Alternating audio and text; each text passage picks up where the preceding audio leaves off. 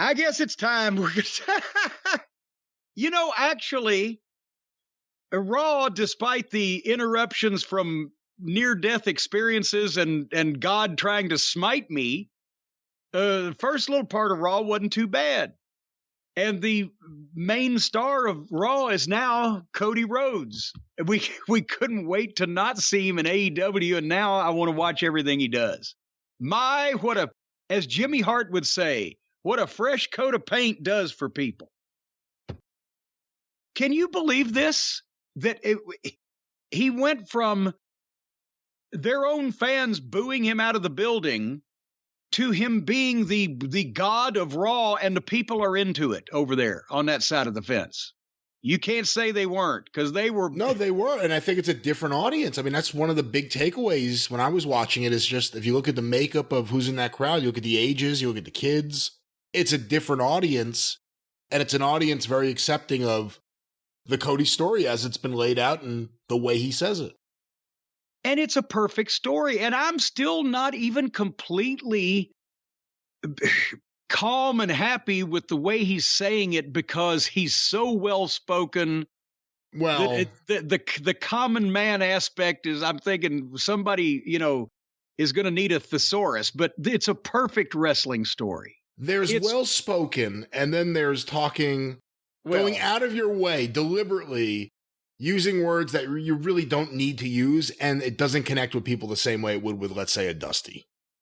My favorite Dusty Rhodes made-up word, a ribbit-a-gurgy.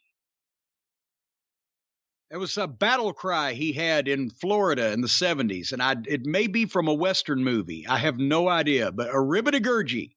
People loved it. Anyway, so they start Raw with a package of Seth and Cody at WrestleMania, and then again last week. And the first segment is Miz TV with Cody.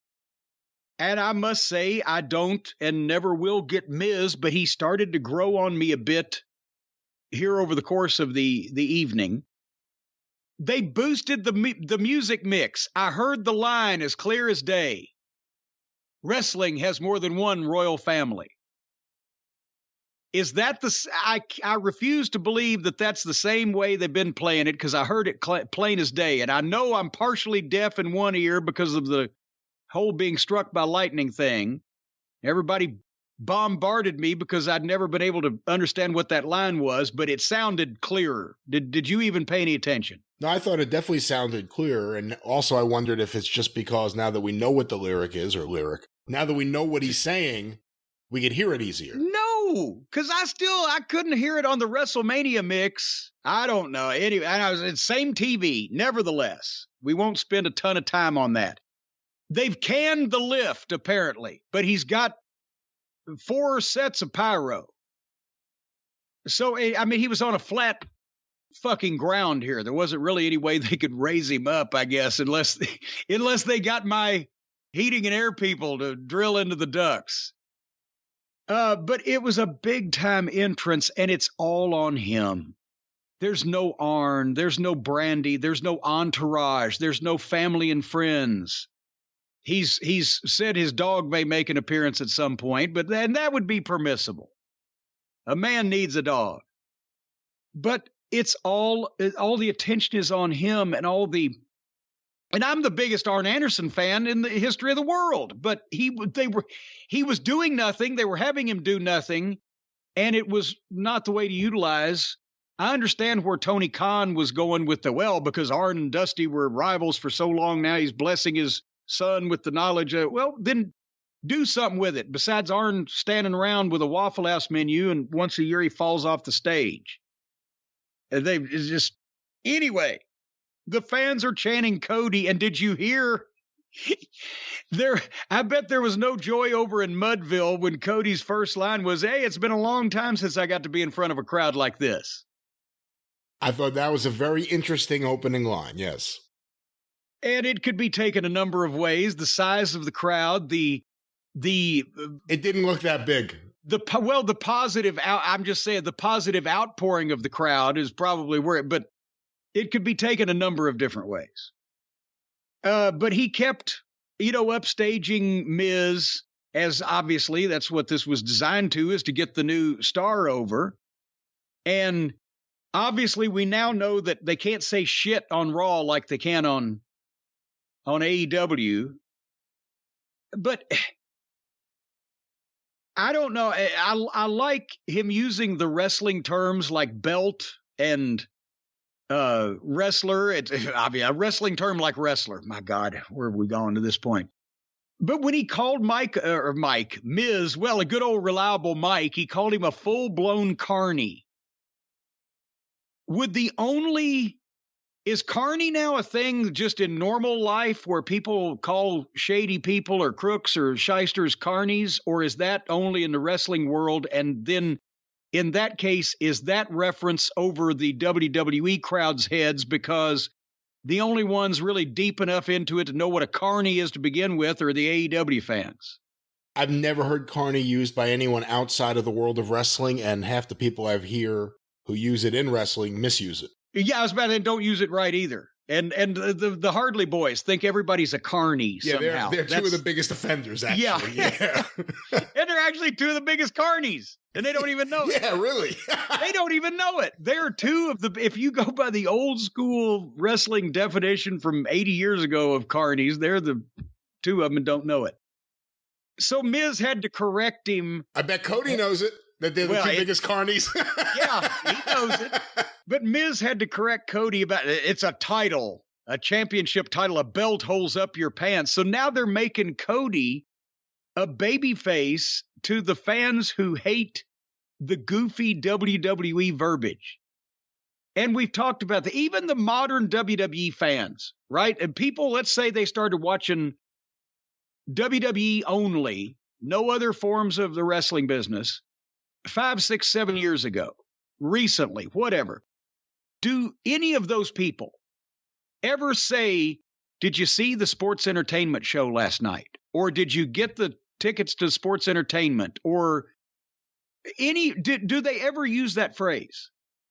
Nobody does. No. Nobody ever, even the new fans, because it was Vince's marketing ploy, because he thought that advertisers, and there's obviously a lot of truth to that, didn't respect the wrestling business and want to spend money on it, so he was going to call it something different and make perception reality.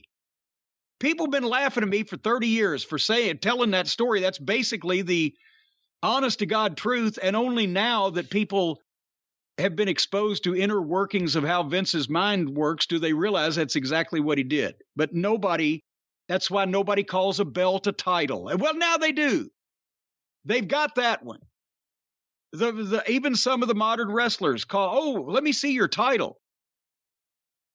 So he got that one over, but they can't get sports entertainment over. I saw a clip or a photo, and it must have been from WrestleMania. I don't know what they call it, Fan Access, whatever their convention is for WrestleMania, and where they sell the replica belts.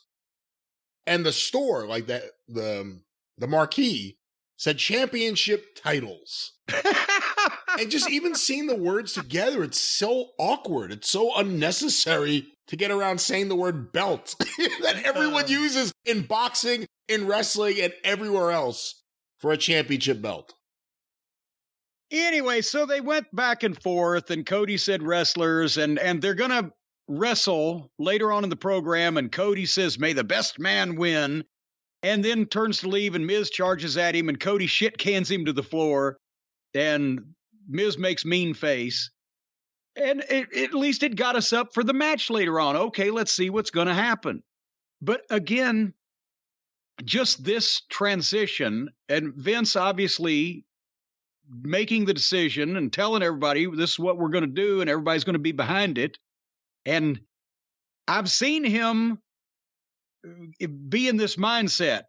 We're going to get behind it. We're going to do it. And he does it until the guy himself fucks it up in some kind of way. So if Cody doesn't fuck it up, Vince is pushing him to the moon, and he looks like a bigger deal here than he has anywhere ever. TNA, Ring of Honor, et cetera, et cetera. And I never saw any of his previous WWE run, to be quite honest with you, because that's when I wasn't watching any wrestling. That's been 6 years ago now. It's when we had just started the podcast, and you just came on board. and we hadn't been roped into this whole fucking fiasco of critiquing people's promotional wars yet. So he's certainly they didn't do this with him last time he was there. Let's put it that way. So he's a bigger deal now than anywhere ever. We shall see. Later on, Cody versus Miz. Did you love the next match? What have the Mysterios done? Did they accidentally back over Vince's dog? The last few weeks have been puzzling with the Mysterios. I'm guessing it may not be the Mysterios. It may just be that Vince may have fallen out of whatever kind of affection he had for Dominic Mysterio. Well, but Ray got just blistered and carted out the last week or whatever. But anyway, it was Dominic Mysterio, poor fella, against old Beer Mahan. And Beer killed him and they stretchered him. And the fake EMTs they had were rushing so hard because apparently they've been told you got to get him on the backboard before the break or whatever. I mean, I've seen firefighters try to evacuate somebody from a burning building that weren't rushing like these people trying to tape this poor kid to a backboard. But the Mysterios' fortunes have changed. Let's just say that. AJ Styles and Damien Priest. I wanted to like this so bad. But from the time they started in the back, they're in the backstage area, the camera's on AJ, somebody started to say something to him. Suddenly he sees the guy he wants. He sees Damien Priest and he goes over and they're doing the jerky epileptic camera movements now, not only in the matches, but also in the backstage fights. Could you tell? We knew they were fighting, but I don't really know what they were doing because I was seasick from watching that camera. But they had a little bit of a scuffle in the backstage area. It's your buddy Kevin Dunn you can thank for that. Jesus Christ. So then they start the match. And honestly, for AJ being so smooth, and we've been a fan of Priest, and he showed a lot before. And I'm not saying he sucks, but the first 2 minutes, they didn't have this together for the first couple minutes. And then all of a sudden, it got good for about 30 seconds, and they went straight to the break. And they came back after 3 minutes. Now you've lost any kind of interest they'd started you with. And he's getting the heat on AJ, and somehow AJ's head was busted open. And AJ did a sloppy backflip DDT that, well, I don't know whether it was AJ sloppy, he's not usually, or whether Priest is too tall for it or whatever. If it didn't work, AJ made his comeback. Priest stopped him and got a 2 count, kicked the shit out of him, went for his finish. AJ Pele kicked him, and Priest did a great sell on that. And then AJ was going for something, and Priest kicked him off the apron of the ring, and then just turned around and kneeled down in the middle of the ring. And the lights went out, and the blue spotlight came on, and he made a mean face, and they went to the break. And the match had gotten good at the end there, and we were following a bing, bing, bing. And suddenly he kneels down, blackout, blue spotlight, because it's Edge's lighting. He makes a mean face. They go to the break. When they come back on the other side of the break, it's the announcers. The arena's lit back up. The announcer's saying, well, before the break, here's what you say. And they recap the lighting effect. And then they didn't ever tell us what happened. Why did the match end? Where did AJ go? Why did they stop this? Why did the light? What the fuck? And then they go back to AJ in the back. And he's pissed obviously at Damien Priest, but there's no explanation of what caused the match to stop. The lighting effect changed. AJ wasn't hurt. The other guy's kneeling in the middle of the ring. And if this is an unexpected occurrence for this light to come on Damien Priest like that, then how did the announcers or the director or anybody in the truck know to go to break? And if the match did end, and it had to end in front of their eyes, even if everybody just walked away. So wouldn't you have thought that somebody would tell, well, the lights, so they just all walked away. What the fuck was this? What caused the lights to all of a sudden shine right on Damien Priest's face? I don't know what this was other than this wasn't wrestling. It's Edge's influence from the hills of Asheville, North Carolina. Is there a chance that Malachi Black is behind all this? It's stupid enough for that. Right. That's what makes me think it. This is so not good. The match just ended. I think that AJ Styles is really stale right now. Whatever they're doing with him isn't working for me. And Damien Priest, I'm just not interested like I used to be. There's still time, but this isn't doing it. And the problem that they have created for themselves also in the WWE, and possibly while the serious producers want to jump ship, the matches mean nothing. On television, at least. And a lot of the pay-per-view matches mean nothing. And they've trained people because they just get out of them in just idiotic ways. It might be real quick, and we'll go to Miz and Cody in a second, but the opposite effect in TNA, we're at a taping in Orlando, 2008-ish. Of course, you know who's writing the formats. And in the production meeting where they all get run through, we've talked about that.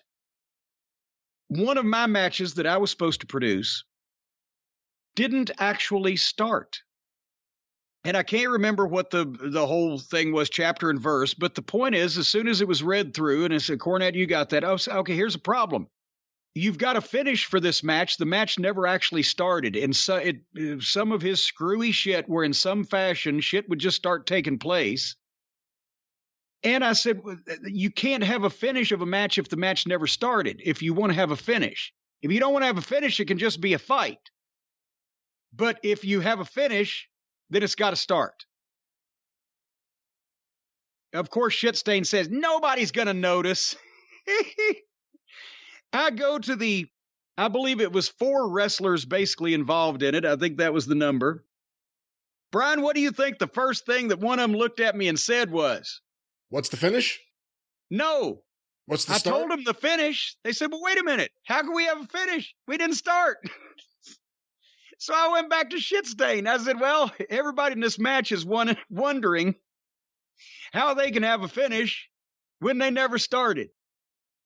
And he rolls his eyes like that is a ridiculous question that would impugn the integrity of his goddamn Shakespearean efforts. Well, a lot of times I think these writers just say, well, there's no reason for anyone to win at the end or start at the beginning. It's not the writers. I mean, the stuff they're producing may not be what we like, but they're doing it to serve a master. This is Vince. Oh, yes, he's blessing it and passing it and everything. I'm just saying the ones that are most affected and or offended by this are the wrestlers that have to perform it and the producers that have to figure out a way to make it make sense. Do you think Damien Priest is happy? I don't know. I don't know if he's happy, sleepy, grumpy, Doc. I don't know. I mean, with him and Edge, I can see something there, obviously, but I don't know what was going on here. Let's get to Miz and Cody. Again, second entrance in an hour. People are still with it. They're not hooting at it. Did you see the nice touch? He's not going to wear the weight belt into the matches and then take it off and whip a guy for whatever reason at an inopportune time. He's going to come out and give it to a small child at ringside. Brent with the sunglasses, right? Again, both these guys can work.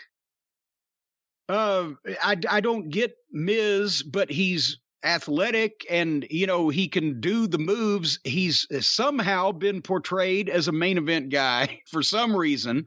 So it was perfect here because I'm not going to recap the match.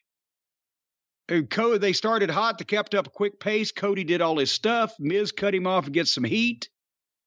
Cody made a brief comeback for a break spot where he'd get knocked to the floor. They come back. A little more heat. A big comeback.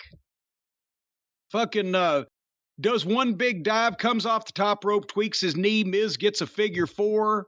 Cody reverses it. Miz gets the ropes, and Cody hits the Cody Cutter Crossroads 3 count. That's exactly what it should be. They did everything right.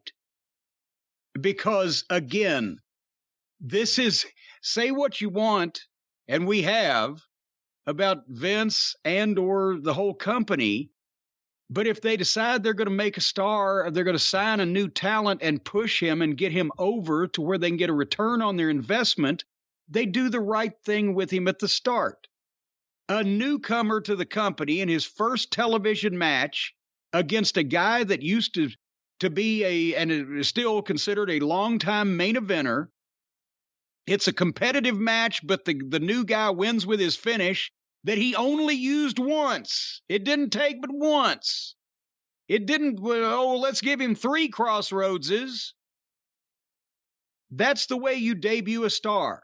Now the people know, even if you haven't already told them with the interviews and the pyro and the gaga and the spotlights and the footprints in Grauman's Chinese Theater, if the new guy goes competitively with a main event guy that's established as a main event guy and seen in the fans' eyes as a main event guy and then beats that guy decisively, that new guy's a main event guy.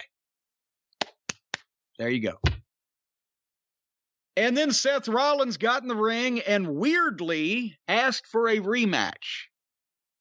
I think, is it Mike Johnson or Dave Shearer on PWInsider.com that is now using the term Sething for whatever it is that he funny. Does and how he moves down to the ring and swims in the air. He's Sething. And so we're going to see and I won't mind seeing that match again. And it shows they're not rushing Cody versus Roman Reigns or whatever. But I don't know. On the other hand, though, that's one of the things I was kind of thinking this is like an area where almost applying the AEW logic kind of worked if Cody just won the match and moved on to something else, because everyone does rematches. And once you start rematching everyone nonstop, it means less and less. It's like Cody's back in their system, rematch with Seth, and then there'll be a rematch with Seth after that. And then they'll move on to something else and he'll have rematches with that person. Well, but how many others they got that can just go, maybe they ought to do the legend killer thing again. Bring back a bunch of legends and let Cody beat them, because at least they're over. Hey, Kevin Owens is his buddy. You got to figure they're going to do him and Kevin Owens at one point. Remember, Kevin Owens is the one that linked him up with the Young Bucks before he left WWE 6 years ago. Oh, good Lord. I did not actually remember that, because I don't know that I ever knew that, because it wasn't my week to watch them and I don't really care. But anyway, so poor Tommaso Ciampa, he's now on Raw in a backstage pre-tape where Elias is telling him he's Ezekiel. And speaking of Owens, that's what brought this up.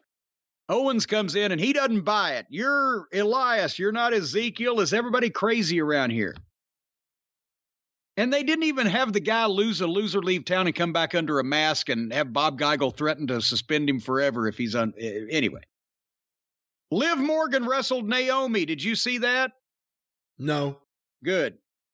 Bobby Lashley was in the ring, and the ring was set up for the VIP lounge. And did Bobby Lashley call almost? I've had several people write in to say that, so you're not the only one who thought it. And I don't think he's trying to do it. I think possibly it's a Freudian thing, or just a subconscious from his deep unconscious.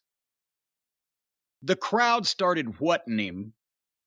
Austin coming back has now made that a thing, because now it's been a few weeks in different cities, and they're still going to start doing it again, aren't they?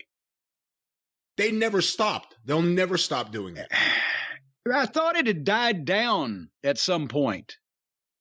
Where I haven't never gone away completely. Yeah, but anyway, Bobby is better when he fires up and is short and to the point, because he's a beast-looking guy And he can, but he's at the same time, we've talked about this. He's such a nice guy and has a pleasant voice.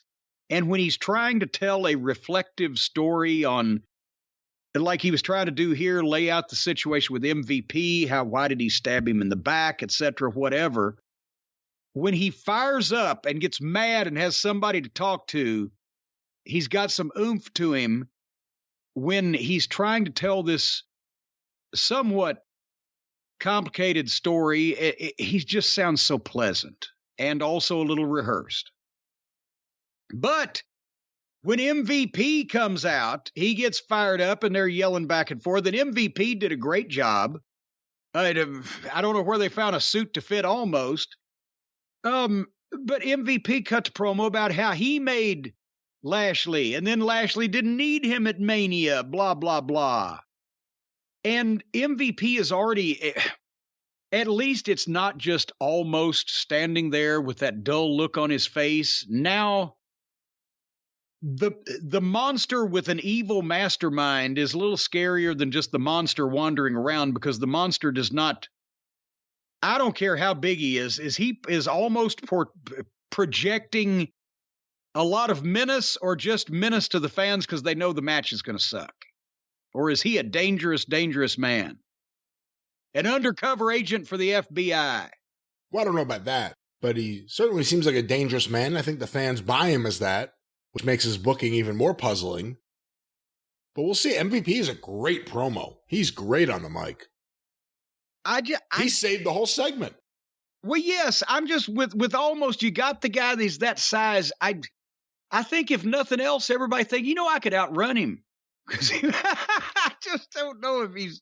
I think MVP will definitely add a lot of it. But then Lashley, he fired up at the end and toshed 2.0, tossed all the furniture out of the ring and tore the setup. So there was a little aggression out of that, but at least MVP is in the mix, so we don't have to see that single match again with nobody outside. They've done it again. What have they done to our boy, Brian? Why can't anybody keep two names? We always talk about this. This is a great example of sometimes it appears the wrestler's safe. They've been there a while. They've established their name. And now we're just supposed to pretend like we never heard the first name ever before.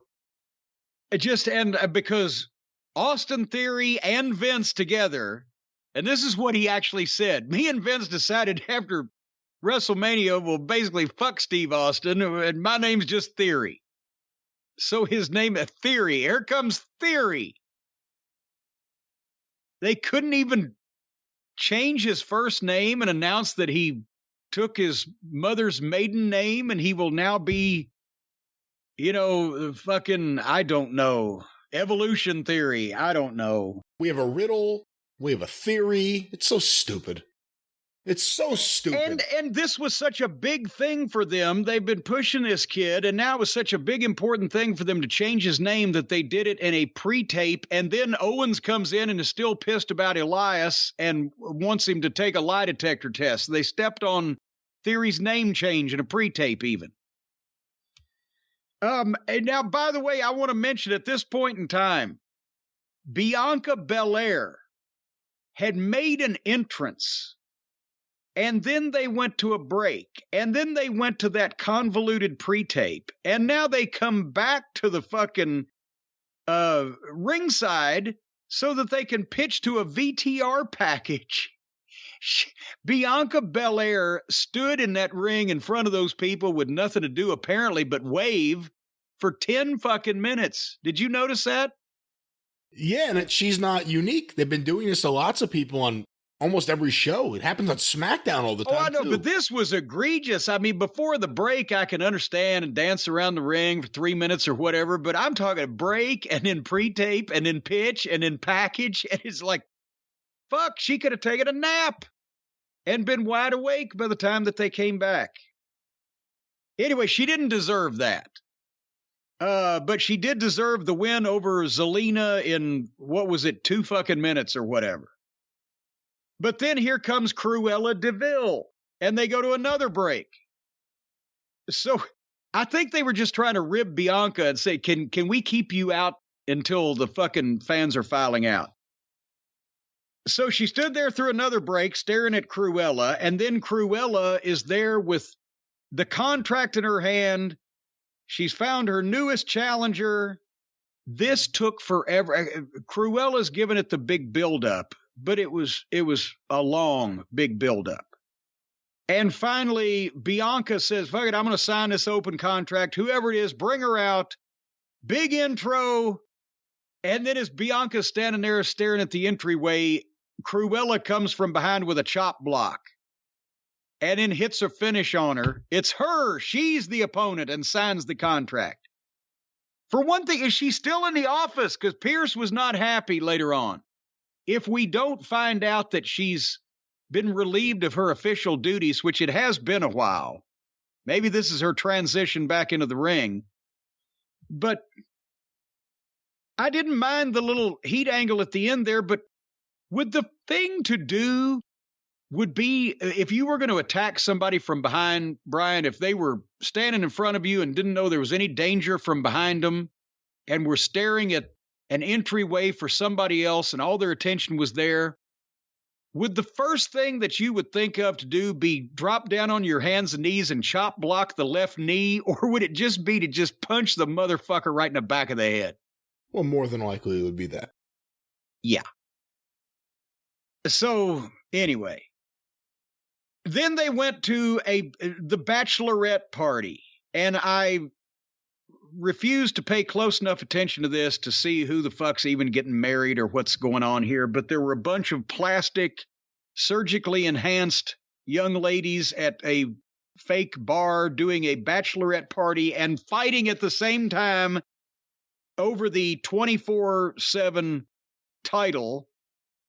And I said, well, this is so rotten. I'm just checking out the main event and I'm out. And I fucking started fast forwarding and realized the main event was RK Bro against the Alpha Academy, feeding into Usos and the Street Profits, and a bunch of scripted caca acting in the middle. And there you go. And the Usos did what Roman wanted them to do, at least in part, when they grabbed a hold of and took possession of both sets of tag team belts at the end of the show. I've seen all those people enough, and I don't really care. What'd you think? I refuse to watch any of that tag team stuff to end the show.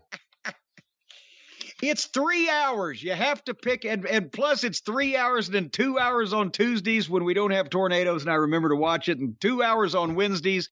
Plus we got Evil now, and an hour on Fridays and 2 more hours on Fridays, and there's a Battle of the Belts coming up this weekend and blah, blah, blah. And if anybody's mad that we zipped through some of this, well, fuck, they ought to be more interesting. Right? Is Battle of the Belts this weekend? Oh, yeah, Saturday night. Shit. I didn't realize that. Well, it's only an hour, though. You can watch the Battle of the Belts quarterly special in half the time that you can the regular Wednesday night weekly television program.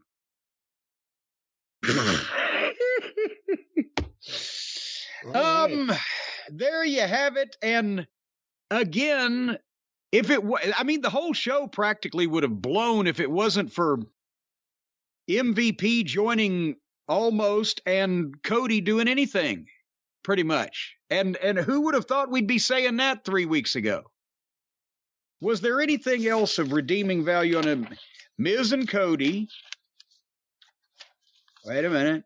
Miz and Cody, MVP with Almost. Wow, 3 hours of television. No wonder God sent horrible weather. Because I'll tell you what, you got to watch out for stuff like that. You got to watch out for bad weather. You got to watch out for poor commercial transitions. And if all that really gets you down and you're just stressed out, you know what? Stress is, I'll tell you the stress, Brian, it's like a heaviness. It hangs over me. I wake up every morning, high heaviness. Oh, I'm going to be drinking early again today. You're going to be fucking with me early today, aren't you, life? If stress is a daily thing for you, how you feel it, why you feel it, what stresses you out. Boom, boom, boom. Stress shows up in all kinds of ways. You grind your teeth. I've done that since I was a child. My mother always said I was high strung.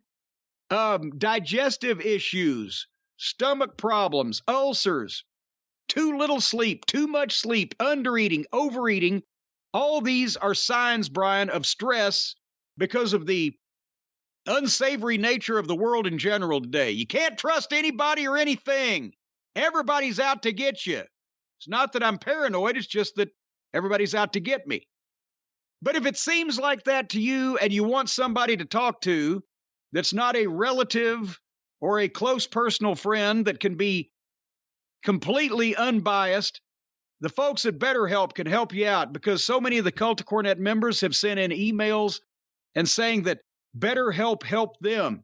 It's a customized online therapy that offers video, phone, even live chat sessions. You don't have to be on camera if you don't want to. You don't have to speak if you don't want to. You can chat like the kids do.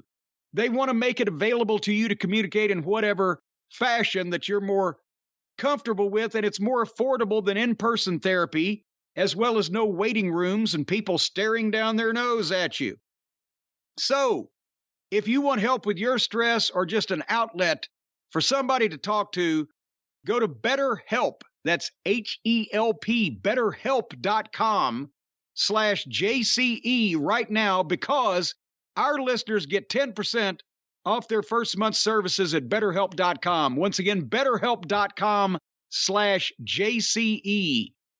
Brian, I've been grinding my teeth since I was a child, and I never knew that it was stress.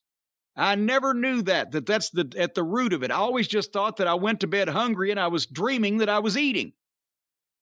You what? I thought I must have been hungry when I went to sleep because I'm eating in my sleep. I'm chewing. There's just no food there, except every once in a while, I dreamed that I went on a cookout and was eating marshmallows. I'd wake up, my pillow would be gone. BetterHelp, ladies and gentlemen. You know, I might want to take advantage of that offer myself one of these days.